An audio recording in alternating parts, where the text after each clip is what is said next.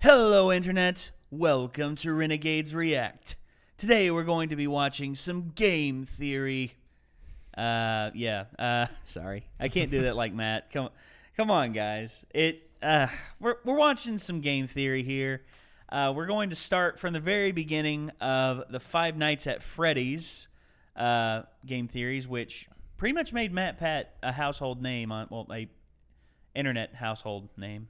That derailed very quickly there. We're going to watch some game theory, the Five Nights at Freddy's, starting from the very beginning. And we have a little bit of experience playing Five Nights at Freddy's, don't we? Yes, we do. Yeah, some good, some bad. I've played all four of them. I beat the first two. I only did, but okay, I can't really say I beat the second one because I could not finish the seventh night. I could not. I did my damnedest. I got to 5 a.m. like 10 times in a row, and I was just like, and every time the friggin' puppet got me because I couldn't get back to the friggin' box quick enough to wind it back up. Yeah, so it's just one of those things. So I've seen a few of these. I haven't seen the first one or the most recent ones. I've seen the second one where they talk about who the killer is and everything. So what do you say we get started? Let's do it. All right. Game theory. Hello once again, theorists. Welcome to Matt Pat Plays. Today we are playing the scariest game of all creation. Probably never heard of it. It's called Five Nights at Freddy's. Here we go. What's this? It's a camera. The camera came up. Was that a bunny? Was that a bunny? I think it was a bunny. Oh my gosh. I am so scared right now. Oh god! Huh. It was only the fan. It's only the fan. A fan. I'm a fan of you, I've Matt. never played a game this intense. Oh god! Shut the doors, shut the doors, shut the doors. Oh, please don't see me, please don't see me, please don't see me, please don't see me, please don't see me. I'm so scared right now. I'm so scared. Can you tell how scared I am right now?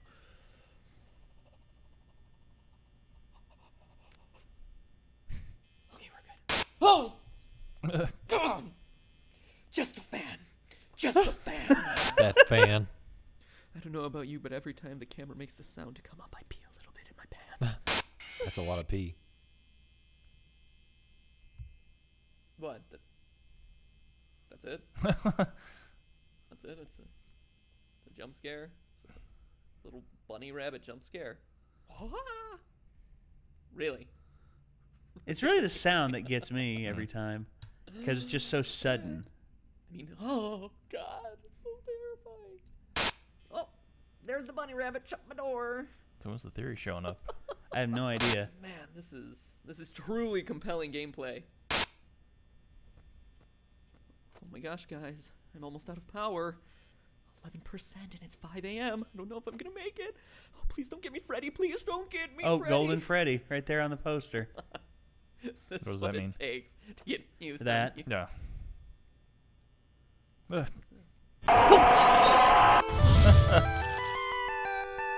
Finally scared him. I was going to say that actually happened to me one time, and it actually crashes the game.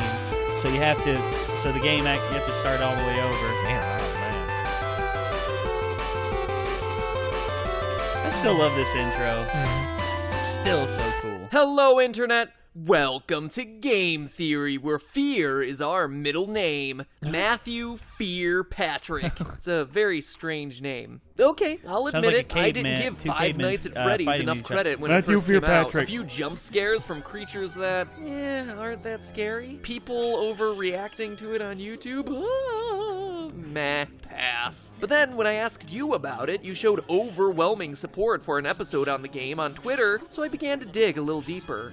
deeper. Doug. And what I found was some of the most interesting storytelling, most intriguing mysteries, and most disturbing events I'd read about in a long time. Now, if you were just to play the game straight through 5 days, the story would actually come across as pretty superficial. You're the new night guard watching the security cameras at a Chuck E. Cheese-style restaurant called Freddy Fazbear's Pizza. 4 animatronics roam the halls at night because the owners don't want their servos to lock up. Bad news is, you can't let them near you, or else they'll kill you on the spot because you look like a naked endoskeleton. Ow, ow! Show them those circuits! Apparently, one of them bit someone back in 87, presumably 1987. And the past guard leaves you recorded phone messages to act as your tutorial. That is, as much as he could record before he got himself killed. And that's it. Stay 5 nights, collect your paycheck, done, game over, play something new. But playing it that way is doing the game a huge disservice, because that's not even scratching the surface. If you're really observant, you start to unravel the layers of unsolved mysteries around this place. You find that there's a 5th animatronic, that posters on the wall will change randomly, that news clippings appear and disappear, telling the dark secrets of this twisted place. Putting it all together, here's the rest of the story. Freddy Fazbear's Pizza, once a popular restaurant, fell into hard times when 5 children went missing there after being lured to a back room by a man dressed in a character costume. Though a suspect was caught and convicted, the bodies of the children were never recovered. The pizzeria was also threatened with shutdown due to sanitation complaints, as foul odors started to come from the animatronics, blood and mucus oozing from their eyes and mouths. The last article, written years after the incident, states that the pizzeria would finally be closed by year end. In addition to the core 4 robots, Chica, Bonnie, Freddy, and Foxy, there's also a 5th, unofficially referred to as Golden Freddy. Ignoring the rules of physics, Golden Freddy appears and disappears at will, can inexplicably travel through doors, wherever, causing strange hallucinations. And when he attacks you, you're not taken to the typical game over screen, your game crashes. So that's unsettling. And there's also strange messages appearing on the walls, repeating the words, "It's me." According to the game's creator, the place is indeed haunted by what we can only assume to be the spirits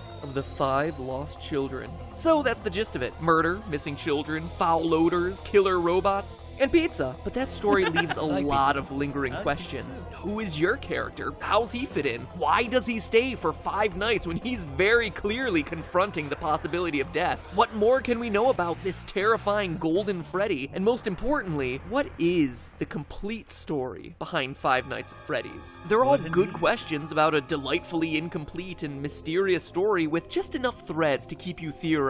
So now, if you'll indulge me, let me reciprocate that story with one of my own. I think you'll find it interesting.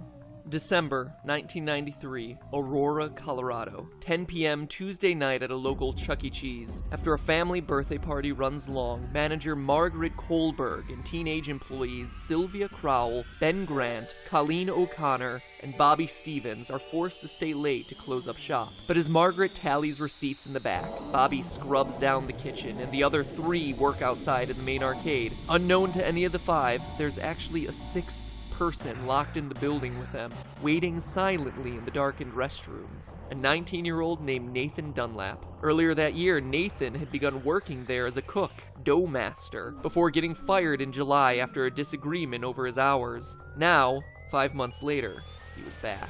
At 10:05, he left the bathroom, pulled out a small caliber handgun, and proceeded to execute everyone in the building. Whoa. First Sylvia, then Ben, then Colleen. Dunlap then moved to the kitchen, where he surprised Bobby Stevens. The bullet entered Bobby's jaw, sending him sprawling onto the ground. Then finally, Nathan moved to the back, the office, where Margaret opened the safe before Nathan shot her twice, proceeded to grab her bag, filling it with $1,600 in cash, arcade tokens, and keychains. Spurred on by the building security footage, police were at his home a few hours later, where he was promptly arrested. Eventually, he was tried and sentenced to death, but his story That's why they re-entered the news flashed up. just recently as his punishment has been postponed, leading people to debate whether he's able to sleep soundly, knowing that his execution has been delayed. This is a tragic story, a disgusting waste of human life, and one that I won't joke about or make fun of in any way, but I want to address it because I have a strong suspicion that this story is the one that inspired Five Nights at Freddy's. Let's look at the facts. First, I don't think that there's any doubt that Freddy's is a parody of Chuck E. Cheese. From the singing doubt. animatronics Totally to the agree. alliterative naming of the characters, the parallels are just obvious, so the setting is certainly the same. Next, what year does Five Nights take place? The time is certainly kept vague, but there are clues that we can put together. For one, the Chuck E. Cheese franchise had a tremendous period of growth and success in the late 80s and early 90s, but started to decline along the same time as arcades, with at-home video game consoles taking center stage. So that's one clue, but we can get even more detailed, specifically with your character's paycheck. Each night you're working a 6-hour shift, and you're spending 5 nights there, so that's 30 hours of total work time for $120. In total, $4 an hour. How can they do that? That's below minimum wage for 2014. But in 1990, minimum wage was $3.80. In 1991, it was raised to $4.25, and by 1996, you were looking at about $5 an hour. So the game seems to take place between 1991 and 1996. The Nathan Dunlap story took place in 1993. But let's move on to the most important comparison, the victims. In the game, there were 5 child victims. In the real-life story, there were also 5 victims. But we can get even more specific. Online theories about the game always tend to draw a parallel between the number of kids missing to the number of animatronics, saying that the children's bodies were stuffed in the various suits. And this appears to be true. Bonnie and Chica both have moans and raspy breath sound effects, as though someone's trying to cling to the last threads of their lives stuffed inside the costumes. And other sounds made by the animatronics are just slowed down versions of children's laughs and screams. Additionally, as the news clipping mentions, the suits ooze blood and mucus and begin to stink, like decaying bodies or reanimated corpses. So 5 victims, 5 suits, seems like a slam dunk, but nowhere does it say that all 5 were murdered, only that they went missing and couldn't be found. Also, the trouble a lot of people have with this theory is Golden Freddy. Why is that guy so limp and lifeless? So unlike the others. It's weird, until you go back to the real life story. Yes, there were 5 people shot that night in Chuck E. Cheese, which matches the 5 victims in Freddy's story, but of those, one survived. Bobby, the one from the kitchen, miraculously survived the shot to his jaw. After he was knocked to the floor by the bullet, he went limp, played dead, to avoid the killer coming back to finish the job. And that relates exactly to the advice you're given on night 3 by the phone guy. Try playing dead. You know, go limp. Again, let me reiterate that I'm not trying to make light of the real-life events by comparing them to bear costumes and animatronics, but I do want to point out that these similarities do exist. And what else is limp and appears to be a lifeless, empty suit in the game? Golden Freddy. Surviving the attack, Bobby was able to go to trial and be a damning piece of evidence in the case against Nathan Dunlap, ultimately leading to his death sentence. Which animatronic surprises you by appearing randomly? The one you don't expect and has no clear pattern? Dang. Golden Freddy. It's also worth mentioning that of all the cameras in the restaurant, one is always black, preventing you from seeing what's going on. That kitchen. camera is located in the kitchen, guess leading who's many in to the assume it's kitchen? where Golden Freddy hides, which just so happens to be the place Bobby was able to survive the attack. So I ask, odd coincidence or source of inspiration? In fact, if you think about it, the behavior of the animatronics really corresponds with key features of each of the real-life story's victims. We just covered Golden Freddy and Bobby, but the rest have strange parallels too. Bonnie goes into the utility closet filled with floor cleaning supplies, the most prominent ones being a mop and a broom. It's probably one of the most random rooms in the game, until you consider that Ben, the second victim, was vacuuming at the time of the attack. Foxy is kept sequestered in the back of the building, behind a curtain, more aggressive than all the rest, similar to the way Margaret, the manager, was in the back office counting receipts at the time of the murder, and her role as manager would inherently make her more aggressive or assertive. Sylvia was closest to the bathroom and was cleaning up the salad bar at the time of the attack. Chica walks past the bathroom and is associated with food. And Freddy, well, he doesn't have that strong of a parallel with Colleen, but he does appear in the girls' restroom. Odd for what we would assume to be a male animatronic. Maybe it's a reference to Colleen being a girl, or a nod to Nathan's plan of hiding in the bathroom until he was ready to attack. Alright, after doing all the research, reading every fan theory in existence, and putting all the clues together, what can this mean for the story of the game? I think the game is an allegory for that night back in 1993. Here's my final interpretation. You, Mike Schmidt, are the murderer, former employee of Freddy's Pizzeria. Like Nathan in the real story, you were fired for the reasons stated in the Day 7 pink slip: tampering with the animatronics, being unprofessional, odor. Maybe it was your tampering with the robots that caused the infamous bite of 87. Regardless, like Nathan, you were mad and wanted to get even. So you lured children to the back using a costume, killed them, stuffed their bodies into the animatronic suits, hoping to get the place shut down, then left. Notice that the newspaper clippings never say it's an employee of the company luring the children away, but we know it must have been someone with access and knowledge of the employees-only section of the building. And as the newspaper clippings clearly show, just like Nathan, you were caught almost immediately, captured on the security footage. You were arrested, tried, and convicted, forced now to live on death row. The Freddy's Pizzeria you work in now are just the nightmares that haunt you, taunting you every night with the phrase, "It's me. It's me. It is you. You are the killer." The nightmare is also why everything is so surreal. Posters switching at random, heads on the animatronics glitching, Golden Freddy appearing and disappearing at will, taunting you as the one that got away. It's also why you're only at the pizzeria from midnight to 6 a.m. every night. It's a nightmare. It's in your sleep. It's a place you created, a restaurant long closed as evidenced by the spider webs, and overrun with angry spirits out for revenge on you, and you alone as the one who took their lives, Scary as and evidenced by playing the them game. completely Yeah. ignoring the naked endoskeleton Jesus. elsewhere in the building. It's also a place you can't escape from, why you find yourself back there night after night, even after you complete your 5 nights. "See you back next week," the ending text goes. no. You're unable to leave this terror, the threat of death, the guilt, because it never ends. And in a delightfully ironic twist, your personal hell forces you to supervise the exact same security footage that led to your capture in the first place. But hey, that's just a theory. Oh, man. Game theory. That- Sweet dreams. That's pretty cool. Dang.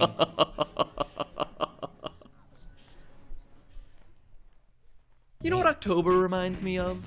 Traveling from door to door in order to get free snacks on Halloween. But get this, with Nature Box, every month is like your own Okay, so yeah, God. Yeah, that's awesome.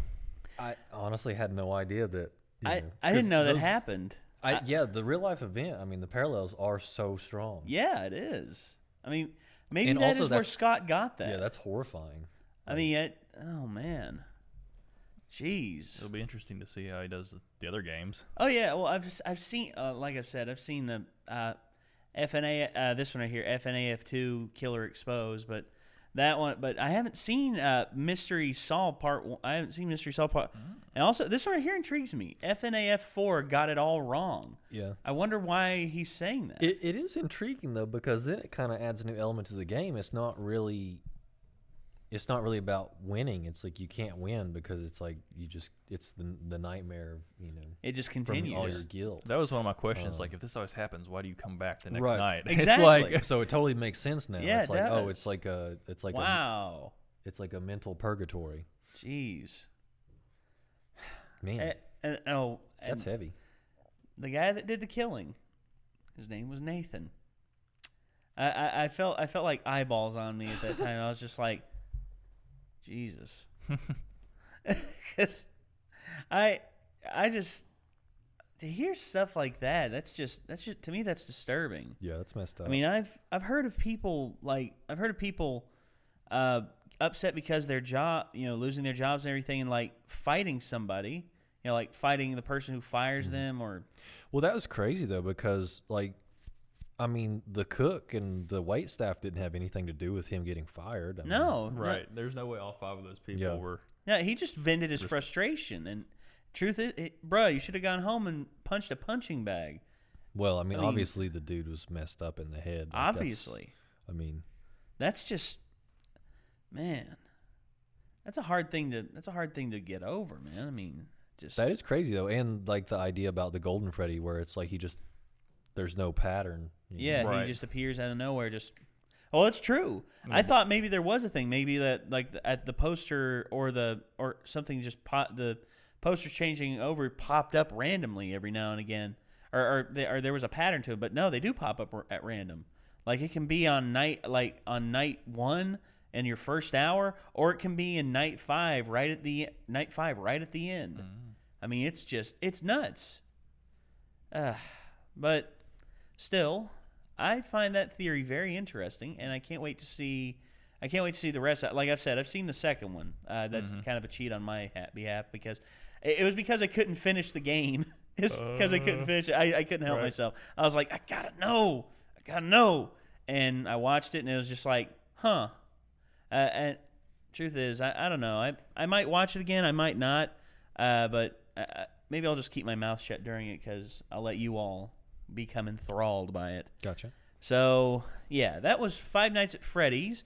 Scariest Monster is You by Game Theory. So, well, so does this open your eyes more towards Five Nights at Freddy's? Yeah. It makes you think of things in a different way. And I think, well, Scott Cawthon said that he loves hearing theories, and he loves seeing what people come up with. As long as they take it serious. There's people out there who just make stupid parody things of it and don't really put much effort into it. But Scott, he loves things like this. Like, he's commented and saying that this is one of his favorite series on the internet. And to see how serious MatPat is about it, I'm like, absolutely. I can see why he got behind it. But anyway, I think that's going to do it for this episode. We appreciate you all for tuning in, and we hope to see you again. If you liked what you saw, click the like button. If you want to see more, hit subscribe. Check the description for our various endeavors. And until next time, we will see you later, Internet. Peace out.